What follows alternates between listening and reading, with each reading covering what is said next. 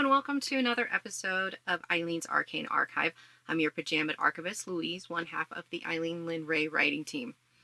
And today we're going to delve into science fiction / science fantasy with Bad Luck Charlie, the Dragon Mage series of books by Scott Barron. And I am wearing one of my otter shirts, the PJ adjacent clothes that my friend sent. So yes, it's kind of might be a little hard to see, but here we have otter space. Maybe you might see that. I don't know. But I figured my little otter shirt can be twins with poor Bad Luck Charlie. So let's see what we have here. Bad Luck Charlie. Charlie Galt had all the luck. Unfortunately, it wasn't the good kind. It was looking like Lady Luck had quite a grudge against him. In fact, at this point, merely crashing the multi-billion-dollar ship he had helped design would have felt like winning the lottery compared to his current dilemma. If only he were so lucky. Things had started off all right, that is, until a freak wormhole unexpectedly swallowed his ship, leaving him stranded on an unknown planet far, far from home. With the crew's lives at stake, Charlie had no choice but to stop his whining, put on his big boy pants, and step up to save them all, and much to his surprise, it actually looked like he might succeed. Of course, that was when things really went sideways in ways that made merely crashing on an uncharted planet seem like a walk in the park.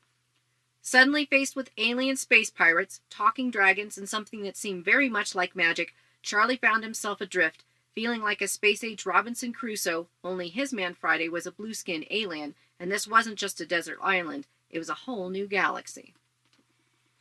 Now I have to say that this book started out, the beginning dragged a little more than I would have liked. And I wasn't sure that I was going to end up doing an episode on this book, but let me tell you, once it got into about a third of the way, it just took off, and now I am very invested in finishing this series. So, figured I'd give you that little disclaimer there. But in the meantime, we will take a gander at Chapter 1 of Bad Luck Charlie. So find your comfortable spot, sit back, relax, and I will begin. Let me tell you a story. Starboard heat shield 7 is gone, Charlie called out as calmly as he could over the din of their ship more or less tearing apart.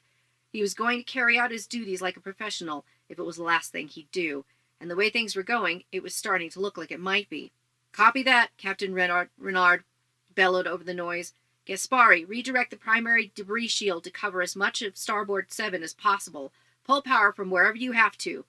Rika Gaspari, his second in command, began frantically throwing switches, inverting the power flows, her hands a blur of activity as she carried out her orders. The ship's rattling lessened but did not cease. Still low on power, Captain. The atmosphere has some powerful radiologic properties that are wreaking havoc with our phase shielding. I don't know if it's going to be enough. Then pull power from life support. Sir, won't we need that? Charlie asked as he struggled to keep the engines from redlining into critical and blowing them all to hell. Not if we don't survive atmospheric entry. First things first, right now, getting down in one piece is the highest priority, the captain replied. Rika did as she was ordered. A moment later, the crew felt the ever-present breeze of recirculating air that moved about them cease. It was something they were so familiar with that they didn't even notice its presence until it was abruptly gone. Done, Captain, Gaspari announced, her close-cropped hair sticking to her damp forehead. 20 seconds until we clear the exosphere. Copy that. Jamal, are you suited up? The captain asked over internal comms. Affirmative, Captain, he said, prepped and standing by with backup fire suppression. The Chief of Security and Emergency Services had geared up the moment things began to sway out of parameters, which was just before they were unceremoniously sucked through a massive wormhole and spat out Lord knew where. His foresight was a good thing. It was looking like things were about to get a whole lot worse. The ship bucked and tossed, its hull glowing bright orange on the edges of the strange world's atmosphere, pummeled it with brutal intensity. It was a rough ride in command. Captain Renard knew the rest of his crew were being subjected to a vicious beating in their compartments. He just hoped they had strapped in. They launched with 24 living crew aboard, and he planned to keep it that way. The command module's power flickered and dimmed. Losing primary power, Gaspari said. I see it, Charlie replied, already in motion, rushing from his seat to the door to the adjacent engineering compartment just off the bridge. His team in main engineering down below would keep the reactors powered up. It was his job to keep that power flowing to the controls during flight. Smoke greeted him as he manually opened the door with the backup access crank tucked into the wall panel. "We got a fire?" Renard asked, sniffing the air. "Negative, Captain. Just some blown circuits and overloaded wires," Charlie replied as he stuck his head in and surveyed the damage. The room was small, just row upon row of circuit racks and relays. A harness chair sat in front of a workbench, never before used.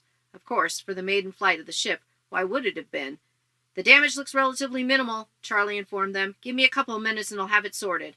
"We don't have a couple of minutes. I'm on it. Let me know when the main control power surges normalize and level out." Without another word, he slid through the narrow gap he'd opened in the door and set to work. The blown circuits were the easiest to repair, and luckily the most vital as well. The smoldering wires nearby, while important, were not crucial to staying aloft. "Powering off navs and switching your panels to emergency reserve. Nobody touch anything until I say so. We're already maxing the load," he yelled out through the door. Melted circuits went flying, his nimble fingers quickly replacing them with the backup stored in neatly arranged cases mounted in the wall nearby. A mere 30 seconds after he began, he called out to the others once more. "Okay, we're good. It's powered back up. Test the system." Captain Renard feathered the controls. The ship responded as well as it could be expected, given the circumstances. "Controls are functional. Gaspari, how are secondary navs and telemetry?" "We're limping, but it should be enough," she replied. "Okay, we're good. Get out of there, Charlie." "Just a sec, Captain. I need to swap a few wires and reroute some of this charge so we don't fry everything if there's another power surge. It'll just take me a minute." "Can it wait?" "It can, but it shouldn't." "All right, then, but be quick. We may have to make a much more abrupt landing than would be ideal. Believe me, the last place I want to be stuck in is here," he replied, setting to work. He had just replaced the first of the failing wires when the ship bucked and slammed him into the wall, the emergency protocol sealing the repowered door shut with him inside. He frantically clawed for the crank handle, but the turbulence was too much. Miraculously, he was thrown backwards, right into the harness chair, the back of the chair, that is. "Gotta get strapped in," he realized with a desperate grunt, as his body switched from weightless to crushing G's as the ship lurched and dove. Charlie slammed into the ceiling with a rude crunch, held weightless a moment, hovering just out of reach of anything from which to push off, then was thrown to the floor, pinned by the G-force. The pressure relented for a moment, allowing him to breathe. Charlie ignored the pain racking his body and dragged himself into the harness chair and strapped in snugly, and not a moment too soon, as the ship flipped upside down then plummeted in a tight spiral. Stuck in the memory foam chair, Charlie cried out, then fell silent as the pressure of the mounting G-force drove the blood from his head, rendering him unconscious. He wouldn't remember the crash, but he would never forget the aftermath, nor the folly that had led up to it. Chapter 1 of Bad Luck Charlie. Not bad, right? And like I said, it does slow down a little bit, but then it picks up and really just charges along, and it's a great read. So I highly encourage you that if you liked what you heard, to go out and get a copy of your own.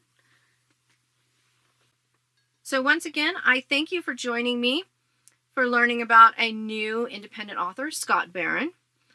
And I hope that you enjoyed your time here today. And as always, I want you to remember that your life is a story, so go out and live it.